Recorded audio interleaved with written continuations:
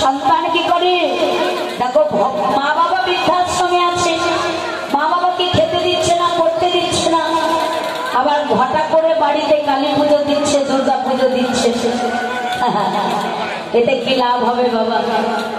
আমার মা ঘরে বসে কাঁদছে আর আমি মাটির প্রতিমা নিয়ে টানাটানি করছি, মাটির প্রতিমাকে নিয়ে টানাটানি করছি। সেই মাটির প্রতিমা কি খুশি হবে বাবা? ঘরে যদি মা কাঁদে তাহলে জগৎ মা, জগৎ জননী, সে কি খুশি হতে পারবে? সে কি সন্তুষ্ট হবে? মা সন্তুষ্ট হবে না।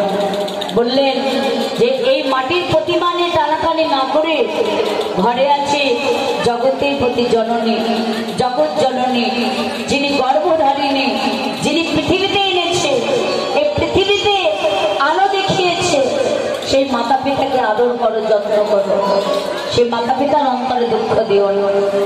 এই জগতে আমরা সবাই একটা সুসন্তানের কামনা করি মা, সবাই চাই যে আমাদের একটা সুসন্তান হোক, কিন্তু সবার ভাগ্যে হয় না মা। সুসন্তান কি সবার ভাগ্যে হয় গো? কিছু কিছু মাতা পিতা আছে তাদের ভাগ্যে কুসন্তান জন্ম নেয়। সুসন্তান কারা জানো? এ জগতে সুসন্তান কারা? মাতা পিতা বৃদ্ধা হয়ে গেলে যে সন্তান মাতা পিতাকে কৃষ্ণ নাম শোনায়, যে সন্তান গীতা পাঠ শোনায়, ভাগবত শোনায়, চৈতন্য চরিতামৃত শোনায়, যে সন্তান প্রত্যেকটা দিন মা বাবার কর্ণে কৃষ্ণ নাম দান করে, সেই হচ্ছে সুসন্তান। আর এ জগতে যে সন্তান মাতা পিতাকে পরিত্যাগ করে তারা হচ্ছে কুসন্তান। কিন্তু সবার ভাগ্যে সুসন্তান হয় না বড়, সবার ভাগ্যে সুসন্তান আসে না। কোন কোন সন্তান আছে তারা বিদেশে থাকে বাবা, অনেক মায়ের সন্তান আছে তারা বিদেশে থাকে, তাই না?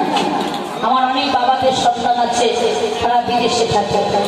বিদেশ থেকে যখন সেই সন্তান ঘরে ফিরে আসে, সেই সন্তানের হাতে বড় বড় ব্যাগ থাকে বাবা, বড় বড় ব্যাগ, বড় বড় ব্যাগ নিয়ে সন্তান যখন বাড়িতে আসে, তার স্ত্রী কি করে?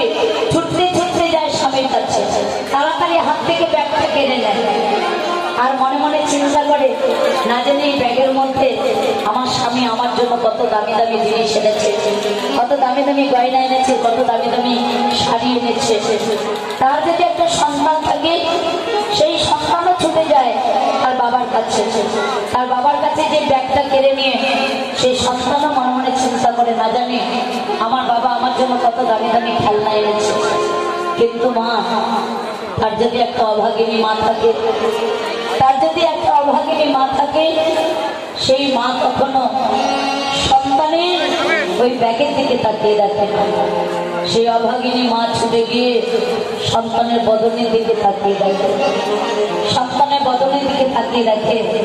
তার সন্তান সারাদিন কিছু খেয়েছে কিনা, তার সন্তানের কত পরিশ্রম হচ্ছে, তার সন্তানের কত কষ্ট হয়েছে, সেই মা তার সন্তানের ব্যাগের দিকে তাকিয়ে রাখে না, সন্তানের বদনের দিকে তাকিয়ে রাখে।